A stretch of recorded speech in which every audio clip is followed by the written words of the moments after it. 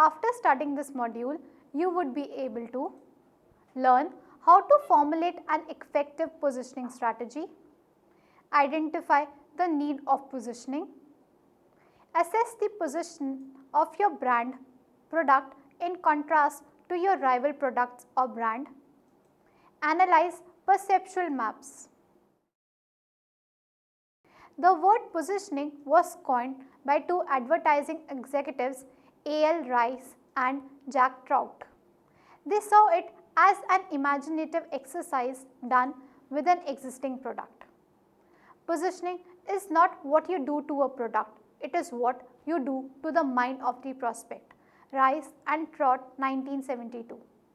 Positioning is actually the fight for the consumer's mind. Each marketer wants to capture a position in the consumer's mind, which is attained through positioning. Marketers want that the consumer's mind should immediately think of their offering whenever they would like to purchase of their product type. For example, if we think of noodles, then the first product that comes to our mind is Maggi. And similarly, if we think of a fairness cream, the first product that our mind recalls is Fair and Lovely. Launching a product to change that respective position of these products in the minds of the consumers is hard. This happens because these brands have been positioned in such a manner that they dominate our minds, or in simpler terms, they hold strong positions in our mind. It is easier to win and influence the consumer's mind share if your market is clearly able to distinguish your product from that of your rivals and acknowledges that how you are offering is special from that of competitors. As without differentiation, it requires more resources and pains to entice the market to engage with you. Positioning is about the perception of the customer regarding your product's value, features and benefits. It is basically an evaluation in contrast to the substitute offered by the rivals. Competitive positioning is all about defining how the marketer would differentiate his offer and generate value for the target market. It's about embossing a mark in the competitive landscape. Positioning has to be specific. The more specific, the better will the positioning be. Kotler has defined positioning as the act of designing the company's offering and image to occupy a distinctive place in the target market's mind. Thus, positioning of the product or service is what the consumer believes and feels, and not what the marketer wants them to believe. The positioning strategy of a marketer can change due to the countermeasures taken by the rivals. Now we will discuss upon the need for positioning. Need of positioning. Competitive positioning strategy is the foundation of your entire business. It's the first thing you should pin down if you are launching a new company or product. It's also important when you are expanding or looking for a new edge. It has become important because it is the means by which goods and services can be differentiated from one another and so give reasons to buy. It encompasses two fundamental elements. A. It concerns with the physical attributes, the functionality and capability that a brand offers. For example, mileage of a bike, its design, fuel efficiency, etc. B. It concerns the how the brand message or brand is positioned and how the consumers perceive the brand in contrast to the other brands competing in the marketplace. The marketer further wants his product to be positioned because marketer wants to build up a strong position of his offer in the consumer's mindset. It is his strategy to grab the unoccupied place in the consumer's or customer's mindset. Also, to change the position of the rival's offer in the consumer's mindset or deposition the competition. Successful positioning is vital in order that customers perceive how each brand is different and the value that each represents. Next is, how is an effective positioning strategy formulated? An effective positioning strategy is subjective to market profiles, which includes size, competitors, stage of growth; customer segments, which include groups of prospects with similar wants and needs; competitive analysis, which includes strength, weakness, opportunities and threat in the landscape; method for delivering value, how you deliver value to your target market or target audience to the maximum level. In order to design a win-win or a successful positioning strategy, a marketer must keep the above factors in mind and conduct a well-planned analysis of the same before proceeding to formulating a hit and trial strategy.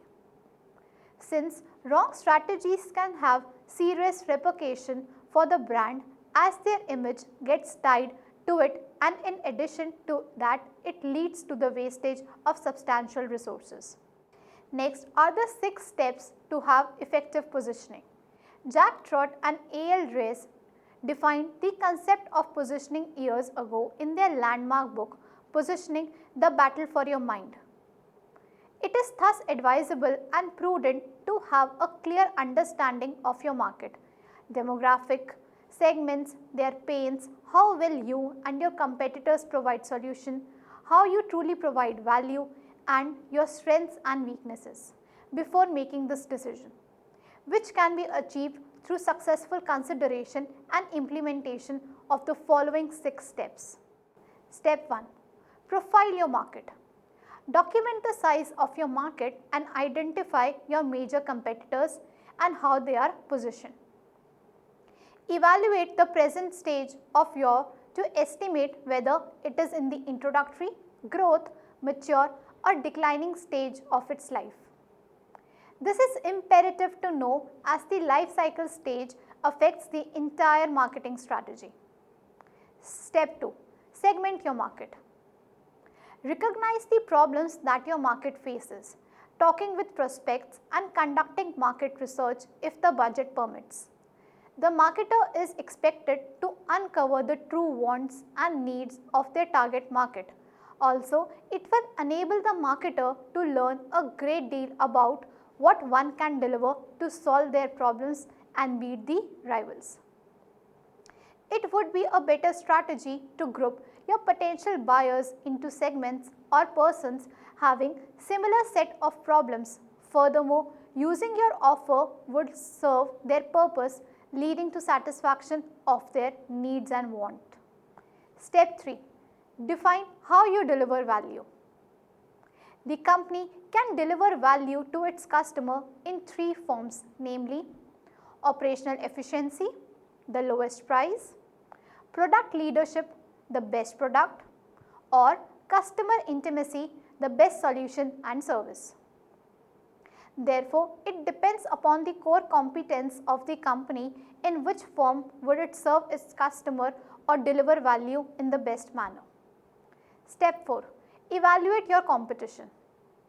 With an unbiased outlook, the marketer is required to assess his offer in contrast to the options available to the buyer in the market or in paramount to the competition on parameters such as how satisfied customers are with your product or service, or how effectively the competitors are providing solution to the customers for their problems. It basically involves listing your competitors and identifying your position in the market. Rating can also be done on the basis of operational efficiency, price, product leadership and customer intimacy. Step 5. Stake a position. Evaluate your competitors as well as and identify their weak points. It is important to identify their weak points because those weak points are major opportunities for you to exploit. Then ultimately it is to be decided that how to position your offer or company against competition prevailing in the market. Step 6. Select the mindshare you want to own and record your strategy. Discover your core competence for what you want to be known for, that is your USP in the future. Thus, having a dominant place in the market sets out a challenge to the competitors, but one can turn out to be a winner only if a well-defined strategy is followed. Therefore, a win-win strategy is the one which is developed only after analyzing the moves of the competitors, their products and services, their positioning strategies, thereby increasing the probability of winning if the brand is built around it. Positioning approaches or strategies adds on to the value of the product offered by the marketer and also adds on value to the image of the company. Consequently, effective marketing positioning strategies must be created in order to create a positive image.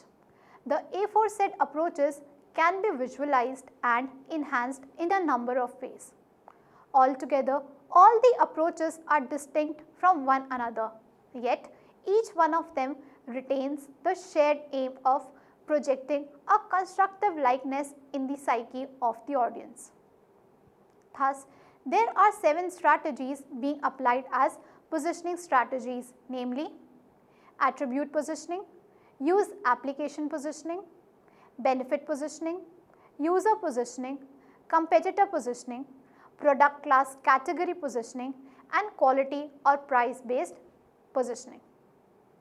Perceptual mapping can be defined as a graphic display explaining the perception of customers with relation to product characteristics. The position of a product, product line, brand or company is presented comparative to their opposition. Some of the perpetual charts use circles of different sizes to indicating the sales volume or market share of the various competing products. Key points. Perceptual maps enable the marketer to evaluate where the consumer rank their business on parameters such as characteristics and in contrast to competing companies. It also displays buyers' ideal points actually reflecting their preference or ideal combinations of product characteristics. When creating a new product, a marketer should actually identify a space that is still unexplored or unexploited by the competitors, and at the same time it has really high preference of buyer desire or in simple terms ideal points. It is usually based more upon a marketer's knowledge or experience of an industry in association to market research. Next is the perceptual map of competing products. Perceptual maps commonly have 2 dimensions even though they are capable of having several. For example, in the perceptual map given below, one can easily observe the perceptions of the buyers for various soft drinks on the 2 parameters, namely high in caffeine, low in caffeine and high in sugar, low in sugar. Thus, the referred buyers were of the opinion that Pepsi and Coke can be placed jointly, as they were one of the highest in caffeine as well as highest in sugar in the study. The referred buyers recognize important variances amongst the usual besides the no sugar offerings lower than the brands of Coke and Pepsi. They also believed that due to diverse offerings jointly, both Coke and Pepsi in the market acts as a substantial competitive entry barrier for the new entrants, as these 2 major firms own substantial share of the market space. Henceforth, there would be cutthroat competition amid the 2, but still they, in contrast to the other players, they are the ones who are the protected ones due to their dominant positions in the market, more specifically in the first quadrant of the perceptual map. One can easily observe the available market gaps which are probably viable, reflecting ample market opportunity for the marketers, especially in the middle of the perceptual map. Now, talking about the 7-Up and also Fanta, which are the non-cola brands, it can be observed from the map that they have been positioned quite well, having a clear and distinctive position in the perceptual map. It can be concluded from the above perceptual map that there exist need differences amid the preferences of males and females, as female segment have strong inclination or fondness for low sugar products. Fanta has been positioned well in the children's segment, as it can be observed that there is absence of strong competitor. There is scope of improvement in positioning for 7-Up, as it is failing to satisfy the needs of any particular group. It is required that the product may be positioned close to any particular target market's preference. There is ample market opportunity lying in the target market group of age 50 plus years and between 30 to 40 years, as there is no product offering in particular that is satisfying their needs. In the last, we can conclude saying that there is cutthroat competition present in the young female market segment, as there are 4 strong competitors already competing with each other. Figure 1 showed you the perceptual mapping of soft drinks.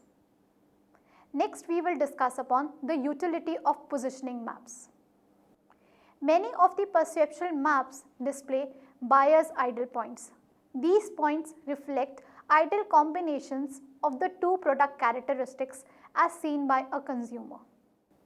In the figure given below, each dot represents a respondent idyllic combination of the 2 dimensions.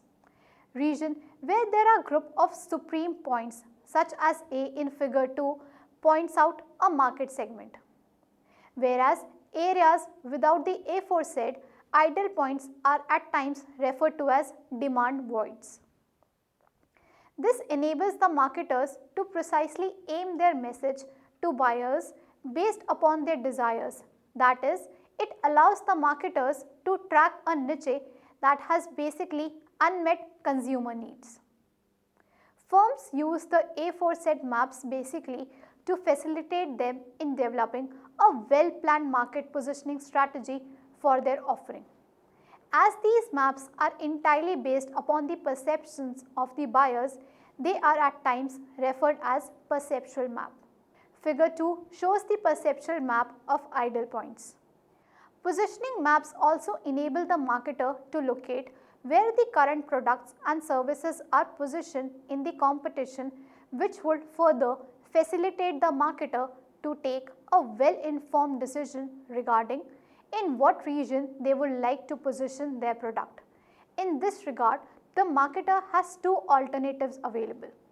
Firstly, the offering can position such that it fills the prevailing gap in the market, or secondly, it can also be positioned to race in opposition to their opponents.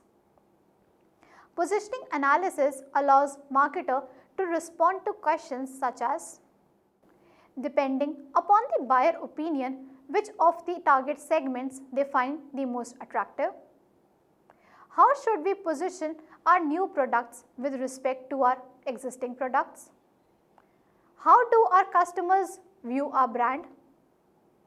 Which of the competitors' product or brands do our target segments or prospective buyers view as are hard by competitors?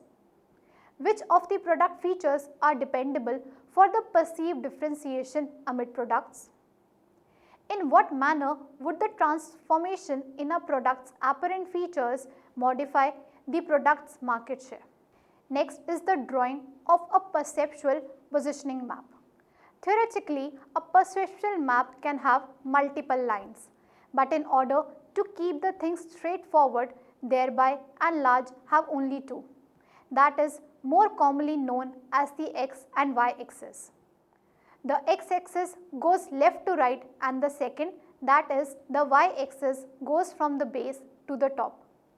Anything can be measured on the 2 axes, for example, price, quality, status, features, safety and reliability.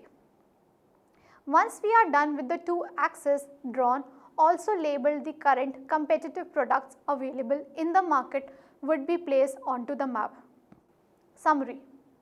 One must not ignore the fact that the perception maps are developed entirely on the grounds of buyer's perception, and this is quite contradictory since a product might be identified as a quality product by one buyer, but the same product in question might not be perceived as a quality product by the other buyer. The aforesaid maps facilitate the marketers to be on familiar terms with how customers analyze their products. On the other hand, perceptions are very subjective. Thus, the marketers are required to make certain that the data or the information that is being used to design the map is accurate. If the same is not accurate, the chart would definitely be able to reflect the true picture, thus influencing the hit of any of the marketing strategy footed on the perceptual positioning map. These maps make possible for the marketers to locate void in the market. But prior to fill any of these voids in the prevailing, the marketers need to make sure that there is expected to be a demand for the product placed in that gap. Positioning is the upshot of differentiation decisions. It is the act of designing the company's offering and identity that will create a planned image so that they occupy a meaningful and distinct competitive position in the target customer's mind. The outcome of positioning is the winning conception of a market-oriented value proposition. A rational reason to the question why the target market should buy the product. One of the chief reasons of positioning is to make it possible to make an entry in a competitive market by stressing on some exceptional attributes, benefits and advantages to the end user with the goal of winning market share, often from selective demand. Rather than leaving your market positioning to chance, establish a strategy. What you ultimately strive for, that is to own mind share of the market.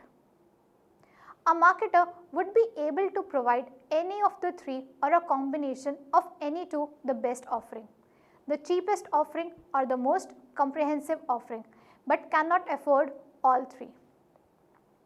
Consequently, sorting out the positioning problem permits the marketer to sort out even the marketing mix hitch. Thus, seizing the high quality position necessitates the marketer to turn out with quality products of high standards, charge a premium price, deal out through high class dealers and moreover promote through high ranking quality magazines.